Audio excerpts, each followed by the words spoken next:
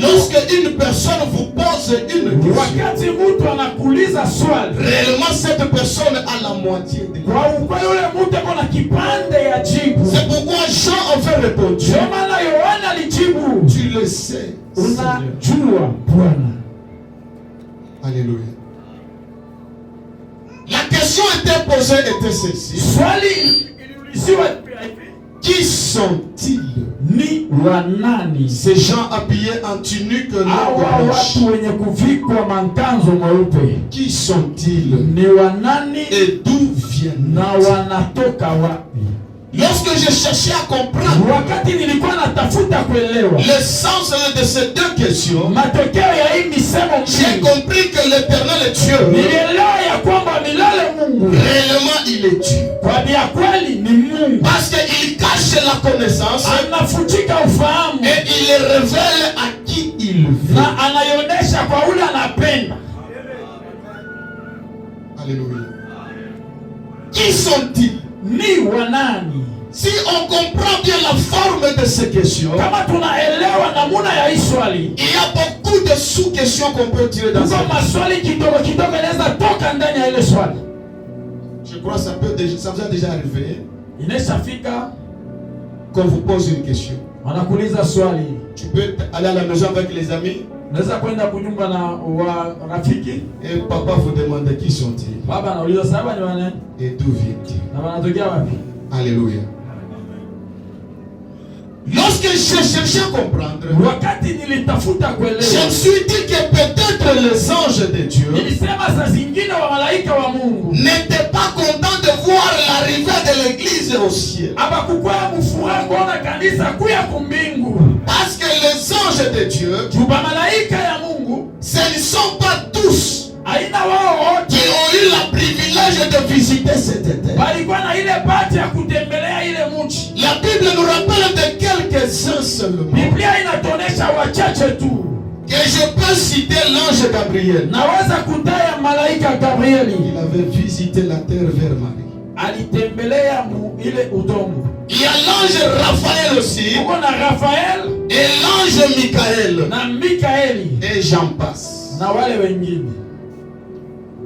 Et pourtant au ciel, il y a des milliards et des milliards d'anges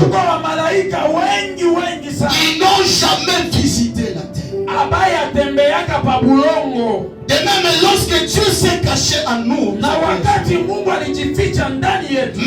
le ciel, Dieu s'est caché aussi aux anges. Ce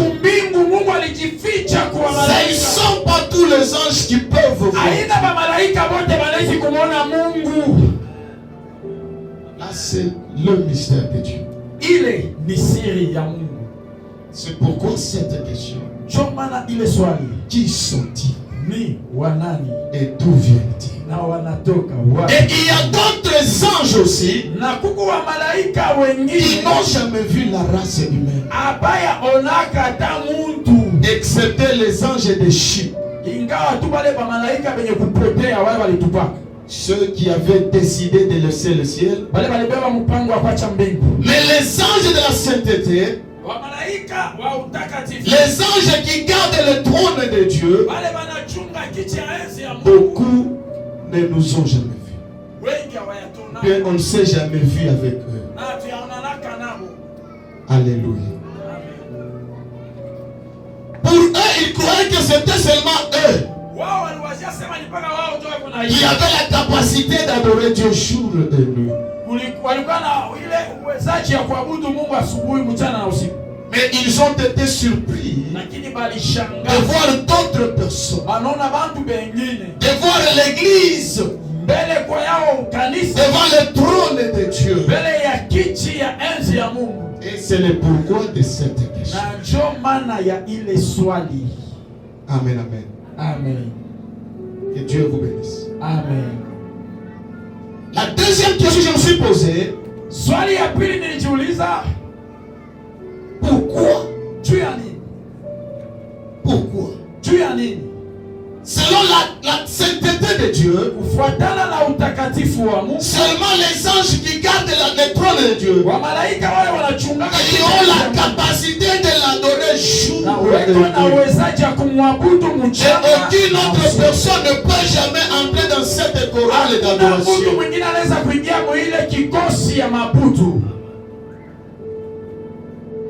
Qui sont-ils?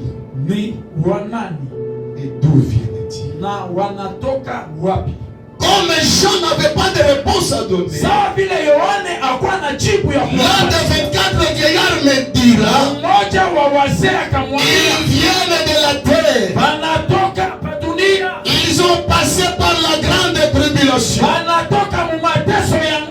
Et ils ont lavé leur robe dans le sang. Et c'est pourquoi ils se tiennent devant le trône de Dieu. Et ils les servent jour. Alléluia. Ils ont lavé leur robe dans le sang. L'église bien-aimée, nous avons vaincu le monde par le sang. C'est par le sang que l'église a été rachetée. Or sur la croix de Golgotha, ce jour-là, l'homme de Galilée, l'un des soldats romains, pour voir si réellement cet homme était mort, il transperça la côte et il sortit de l'eau et du sang. Alléluia. Alléluia. On nous a pris le deuxième livre de Luc.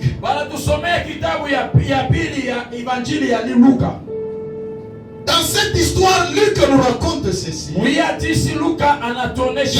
un homme qui avait 2 ans.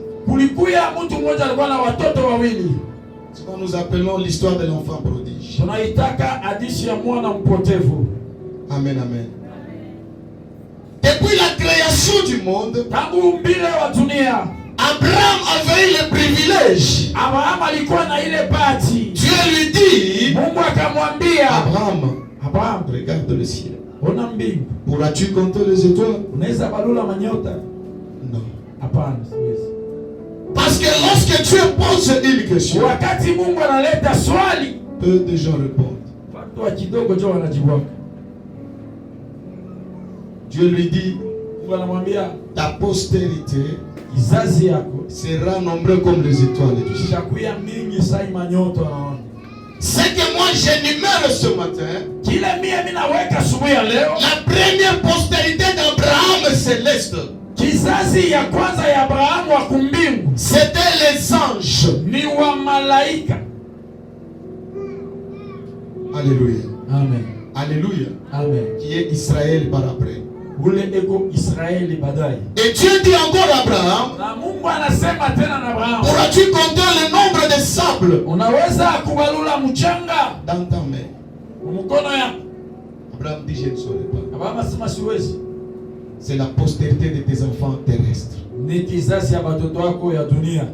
Abraham est l'image de cet homme qui avait 2 enfants. Et le cadet demanda à son père de lui donner quelque chose. Amen, amen. Pourquoi? Parce que le cadet avait mal d'être dirigé par son père. Le fils cadet voulait la dépendance. Voulait s'auto-diriger soi-même.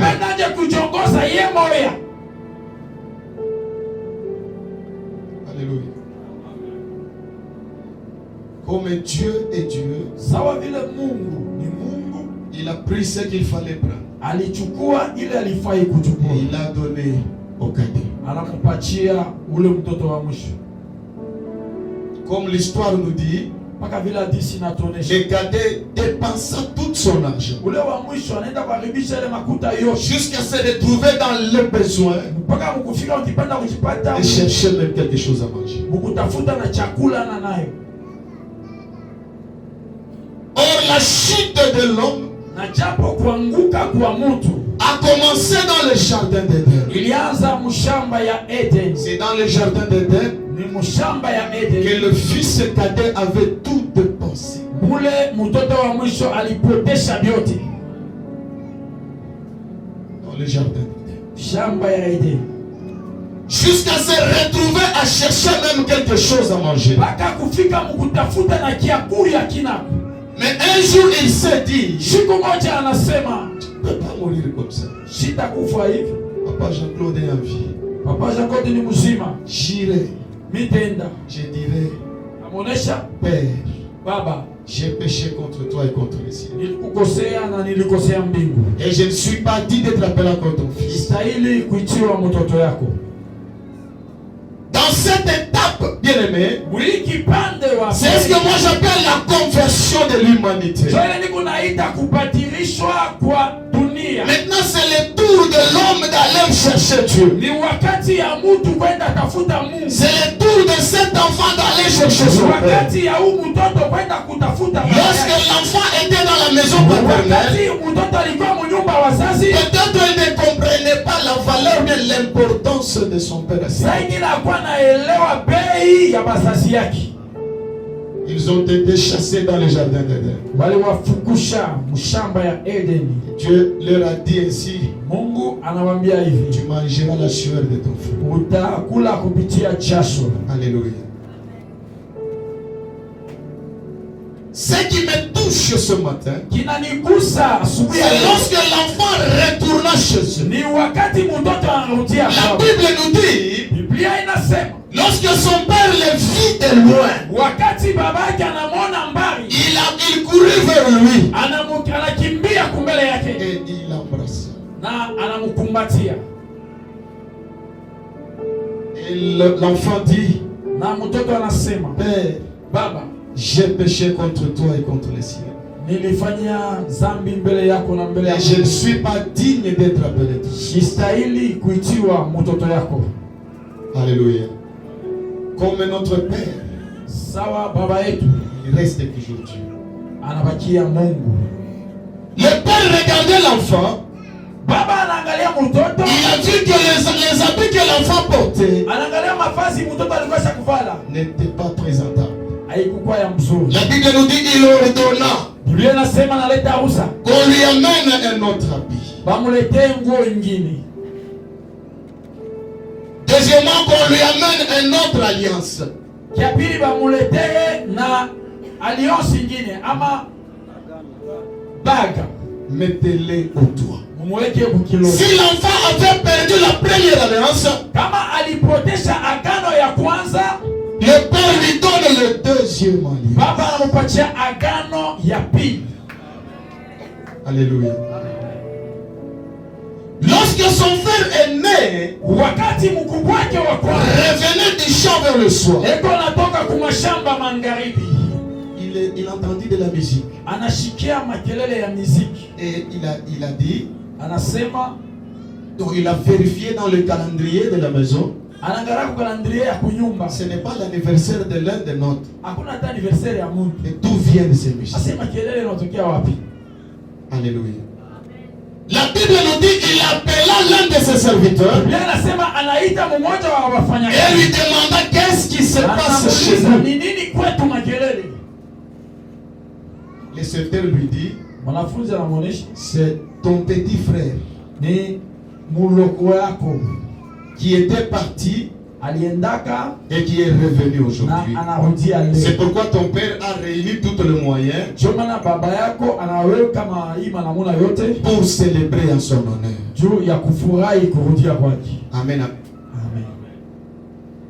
Le fils aîné n'était pas content comme la Bible nous dit. Mkubwa wa kwanza hakukuwa na furaha vile Biblia C'est inasema. pourquoi Jésus a relié ces deux passages Ndio maana mimi nipenda kuunga hii avec l'Apocalypse chapitre 7. na Ufunuo sura yake ya 7. Or l'un des anges demanda, Mmoja wa malaika qui sont-ils ni wanani et d'où viennent-ils? na wanatoka C'est wapi? la même réponse avec les questions que le fils aîné avait posées. Jibu moja moja ile ule. Pourquoi cette musique chez nous? Ya nini ile Et makelele? qu'est-ce se passe-t-il? Ni nini kunapitikana? pour la gloire de Dieu. D'où viennent-ils? Et qui sont-ils? Les anges, ils nous ont oubliés pour longtemps. Eux croient que c'est seulement eux. Alléluia. Dieu savait quelque part, il y a le fils cadet qui retournera chez eux.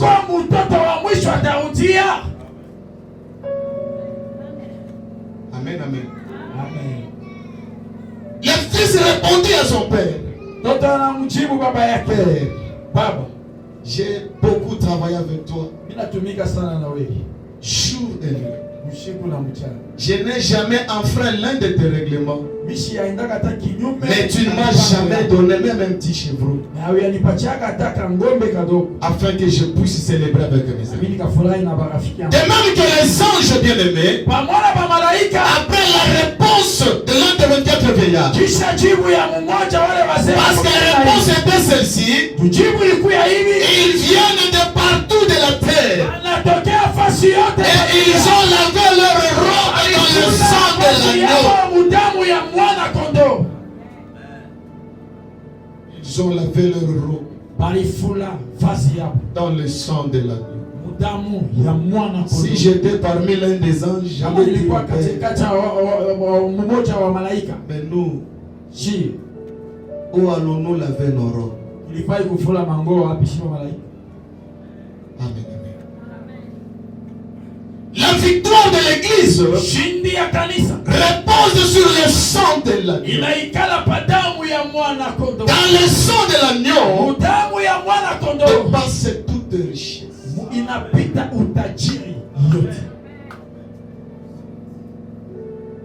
Alléluia. Ils l'ont vaincu à cause de l'agneau. Ça, c'est l'image de l'église. Il y aura un jour cité de la foi. Ils seront sélectionnés parmi ceux-là qui seront devant le trône et qui adoreront Dieu le Père jour et nuit. Ma mission ce matin, bien-aimé, c'est de vous exhorter à vous pousser au travail. Car sans le travail, on ne peut jamais être agréable devant Dieu. Je ne parle pas du travail physique, mais le travail spirituel. Alléluia. L'église, c'est une école. Lorsque les parents envoient les enfants à l'école, ce n'est pas pour rien, bien-aimé. Le souci des parents, c'est de voir en ces enfants qu'un jour, lorsqu'ils termineront les études, ils seront aussi utiles à la nation. Selon la révélation de Dieu, notre Père veut que nous puissions être utiles un jour à l'église cité de la foi. Alléluia. Il faut travailler. Il faut travailler, bien-aimé, afin que nous puissions être comptés ce jour-là parmi les vivants. Ça ne sera pas facile.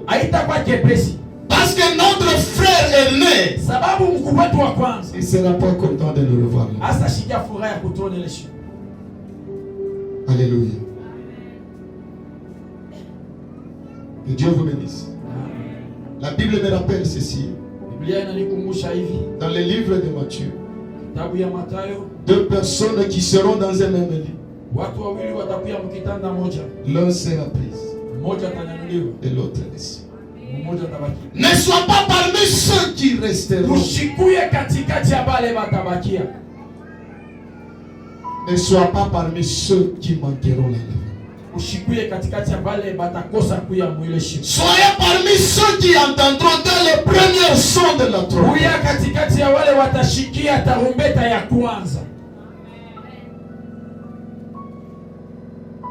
Alléluia. Soyez parmi ceux qui entendront. C'est-à-dire, ne crois pas dans tout ce qu'on peut te dire par tes amis. Ne crois pas en tout ce que peut-être ton mari peut te dire. Car la foi est individuelle. Lorsque je mourrai, je partirai seul. Et je comparaîtrai seul devant l'étoile. Si dans le monde aujourd'hui nous prenons des avocats, dans le monde spirituel, il n'y aura pas d'avocat. C'est sur cette terre.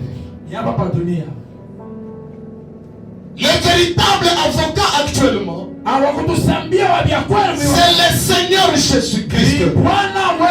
Car il nous dit, venez vous tous qui êtes chargés et fatigués, je vous donnerai du repos. Il est venu dans ce monde comme un agneau. Lorsqu'il reviendra, et il reviendra comme un lion pour le jugement. Alléluia. Cette question nous sera bien posée. Qui sont-ils? Et d'où viennent-ils? Amen, amen. Moi, quand je méditais, mon père, c'était vous qui me posez cette question. C'était vers 20 heures. Moi, j'ai répondu. Moi, j'ai montré les amis qu'on a baptisés hier. Elles sont là. Elles viennent de la grande tribulation de la terre. Et ils ont lavé leur robe dans le sang de la c'est comme si j'ai conversé avec eux. Amen, amen. Il y aura la fin pour toutes choses. Notre souhait, c'est de pouvoir être sélectionné aussi ce jour. Et le paragraphe. Tous les joueurs de la RDC, lorsqu'ils voient notre sélectionneur national, chacun travaille durement afin d'être sélectionné. C'est l'image de l'église. Alléluia. Amen. Nous avons une mission sur cette terre. Et notre mission c'est de travailler. Car la Bible nous rappelle, les ouvriers sont peu nombreux. Mais le travail est trop vaste. Alléluia. Soyez sélectionnés, bien-aimés, parmi ceux qui porteront un jour la cité de la foi de l'amour.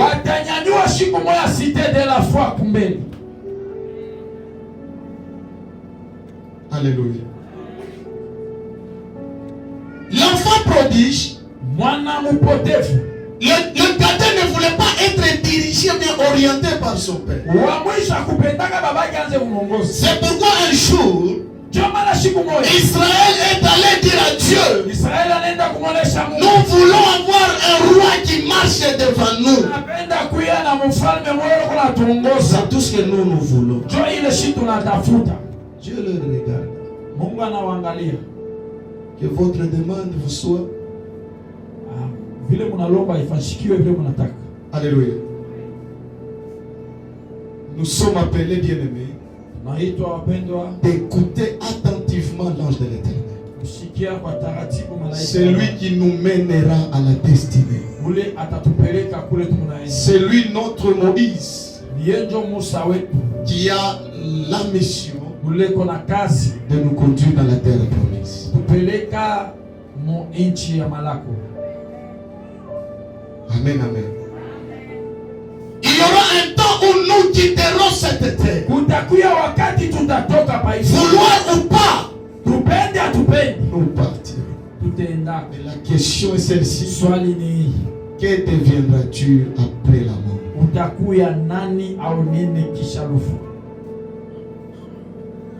Que deviendras-tu après la mort?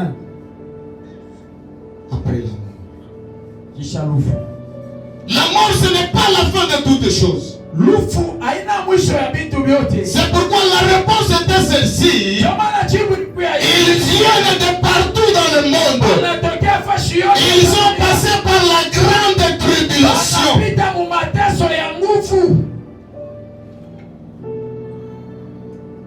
Ils ont passé par la grande tribulation. Et ils ont été trouvés dignes. Toute chose passera, bien-aimé. Même la prédication passera. Mais la louange et l'adoration restera pour toujours. C'est ce que Dieu mange. C'est ce que Dieu veut. Alléluia. Ne crois pas en tout ce que tu peux voir avec les yeux. Ne crois pas en ta force. Ne crois pas en ta connaissance. Mais écoute ce que Dieu veut te dire. En passant par l'ange de l'Éternel. C'est lui qui a la cartographie. La cartographie. Qui sait comment partir pour nous amener à la destination.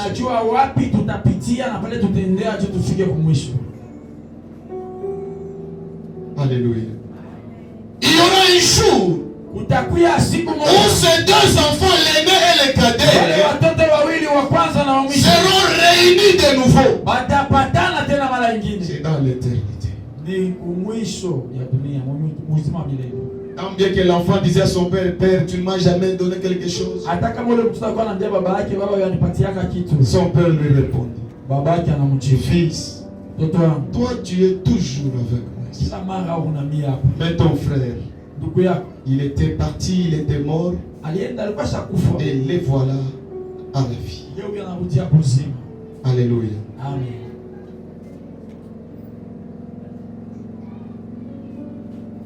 Que Dieu vous bénisse bien.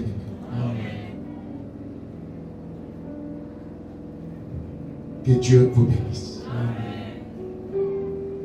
Ton fils reviendra un jour.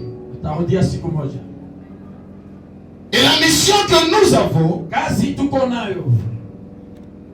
c'est d'appeler tout le monde, de réunir tout le monde, afin que nous puissions venir et écouter les idées du Seigneur.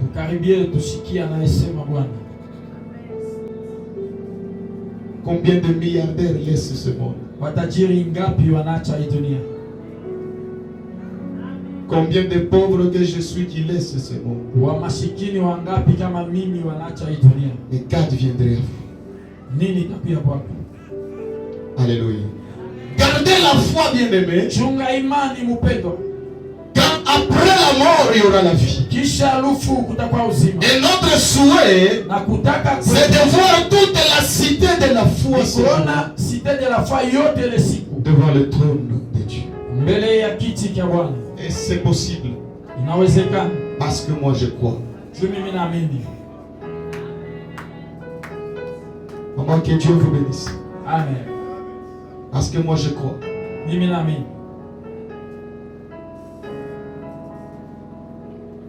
C'est pourquoi on avait posé la question. Qui sont-ils Et d'où viennent-ils? C'est parce qu'ils ont été trouvés dignes de se tenir devant le trône de l'agneau et de l'adorer jour et nuit.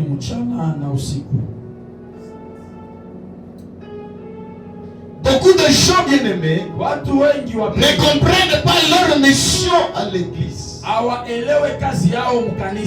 Ce n'est pas seulement venir à l'église et suivre le programme et qu'on vous donne un travail à faire. C'est grâce à ce travail qu'on te donnera par l'ange de l'Éternel qui justifiera tes compétences. Alléluia. J'exhorte à toutes les autres frères et sœurs qui n'ont rien comme travail à l'église. Oh bien, ne quittez pas aujourd'hui. Il y en a beaucoup.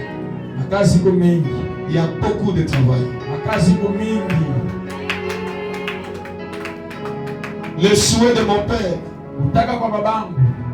c'est de voir cette église grandir. Et même hier, si je peux le dire, moi je voyais cette cité après le baptême comme si on était dans un stade. Je voyais beaucoup de gens. Et tous étaient habillés en blanc avec des rameaux. Parce que nous ne voyons pas avec les yeux physiques. Nous nous voyons avec les yeux spirituels. C'est ce qui a fait qu'à Patmos, Jean puisse perdre les yeux physiques. Afin que Dieu lui donne les yeux spirituels. Je me demandais pourquoi Dieu attendait tout ce temps.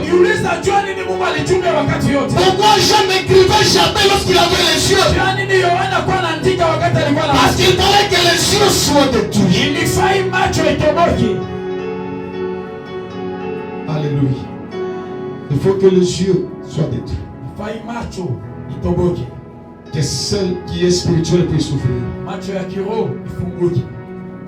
Dans l'église cité de la foi, bien-aimé, nous marchons par la foi. Même notre Père sait notre destinée par la foi.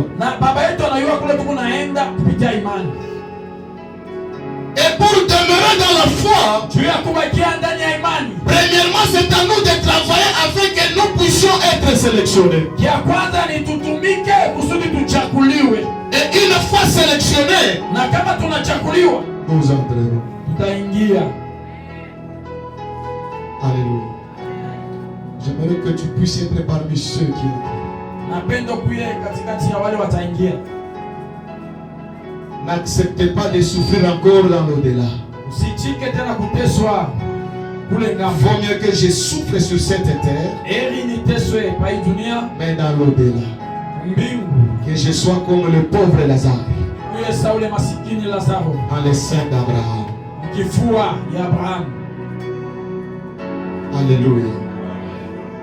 Je suis très ravi parce qu'aujourd'hui, la cité de la foi a mis au monde. Cité de la foi à l'Isala. L'église cité de la foi. Kanisa cité de la foi. Va présenter devant le trône de Dieu. Itaonesha mbele ya kiti cha enzi ya Mungu. Ceux qui ont été trouvés vainqueurs. Bale balikuwa bashindaji. Alléluia. Amen.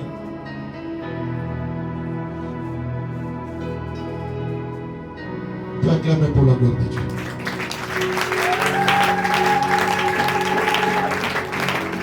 Qui sont-ils? D'où viennent-ils? Ils sont combattus. Ils ont passé par le froid.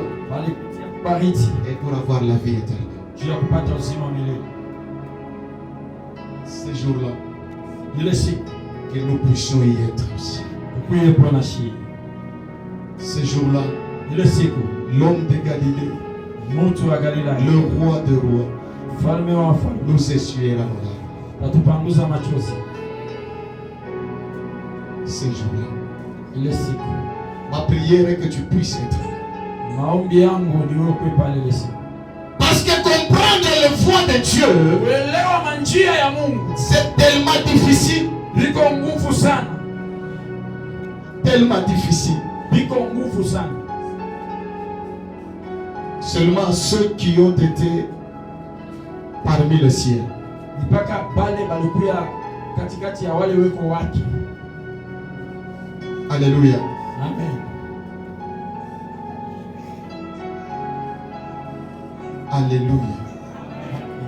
Père, je vois des choses. Baba, mimi naona vitu. Je vois des choses que j'ai du mal à expliquer. Naona vitu vile nashinda kutafsiria. Mais qu'il vous arrive dans le nom puissant de Jésus. Et j'ai transmis encore la vie, recevez la vie dans le nom de Jésus. S'il y a ceux qui ont des problèmes, recevez des solutions dans le nom de Jésus. Que celui qui a des oreilles entende ce que l'Esprit dit aux églises. Amen.